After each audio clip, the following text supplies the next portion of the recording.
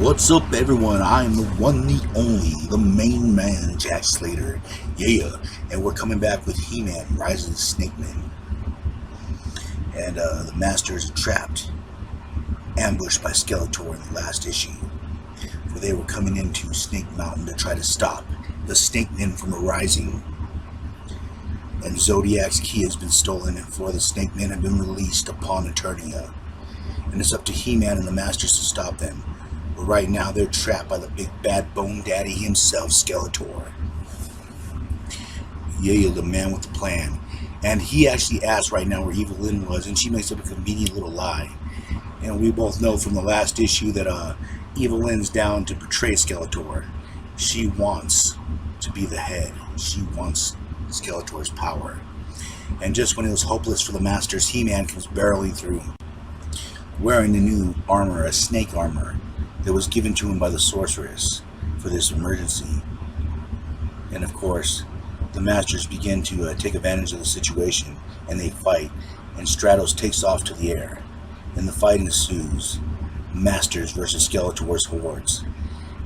And I like how Stinkor is throwing down a little stink for Man-at-Arms, and he's fighting him and Triclops at the same time, and out of nowhere, Man-at-Arms uses his mace as a grappling hook. And this is what I love about Man-at-Arms. He always has a trick up his sleeve, just like Triclops. They're very interesting to actually watch those two fight.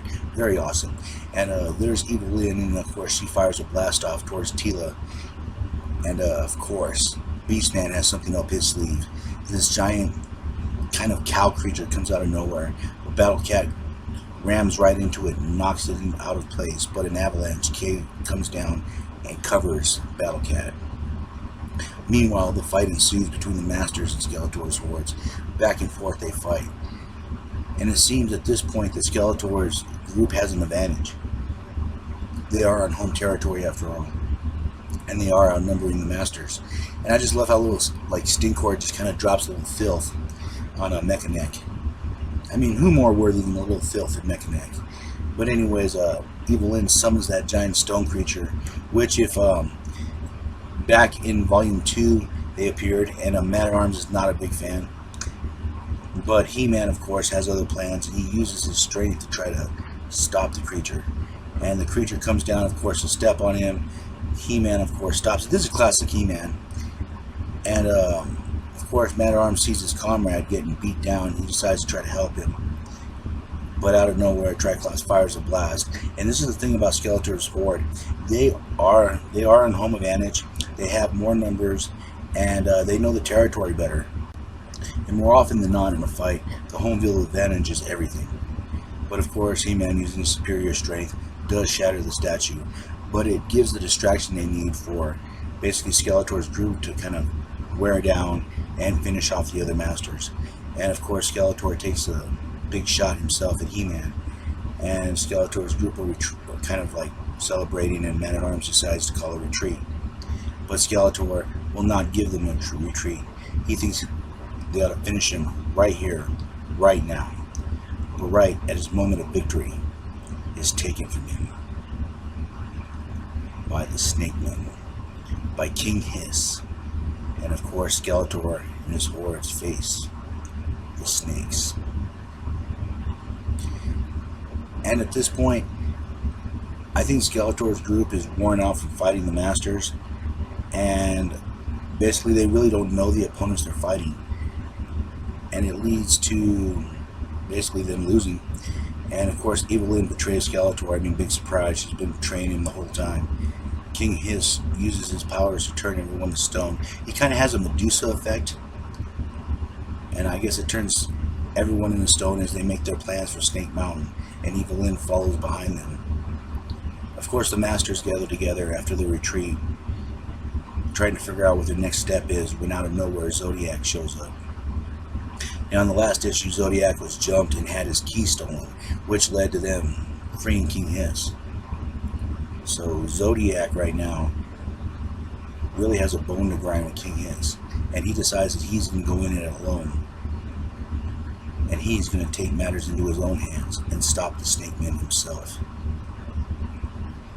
And this is a surprise actually to the Masters and He-Man, for it took everything they had the last time to stop him. But Zodiac is driven by something else. And with a tap of his chair, the other masters disappear, leaving He-Man alone with him. And he goes on to say that this is a personal matter, that he must avenge a fallen relative, he must avenge his brother, and that he owes him the honor of destroying King Hiss himself. And of course, He-Man cannot allow this, because if he does allow it, Eternia will fall. They need to unite right now, not divide. But Zodiac is not listening to reason, as they draw their weapons, ready to fight. Meanwhile, in the throne room, they're kind of going over who gets what, and Evelyn right now is about to find out the reward, I guess, for serving King Hiss. And it's no greater honor, I'm told, than to be consumed by King Hiss himself, than to be eaten by the Snake King. And he has this interesting ability to just turn into a bunch of different snakes besides turning someone into stone. And of course, the snakes are about to bite down on her, and she reveals that she knows secrets. She knows about the elders, the power of Castle Grayskull. And meanwhile, He-Man's trying to reason with Zodiac. And of course, they're engaged in the middle of the fight, and He-Man is trying to tell him that they ought to work together. But Zodiac is hearing nothing of it. Zodiac is thirsty for vengeance, and he needs to quench it with snake blood. So the fight continues, and on until Zodiac decides to listen to reason. When he's had him beaten, he listens to He-Man at the last minute, and cooler heads prevail as Zodiac realizes that he needs He-Man. But now, at this moment, it may be too late, for an army of snakes are coming towards them, ready to destroy them, ready to wreak havoc upon Eternia. Will He-Man and Zodiac, as well as the rest of the Masters, be able to stop this threat? Will they be able to destroy King Hiss? We'll find out the next time, won't we? And as always, I will catch you on the flip side.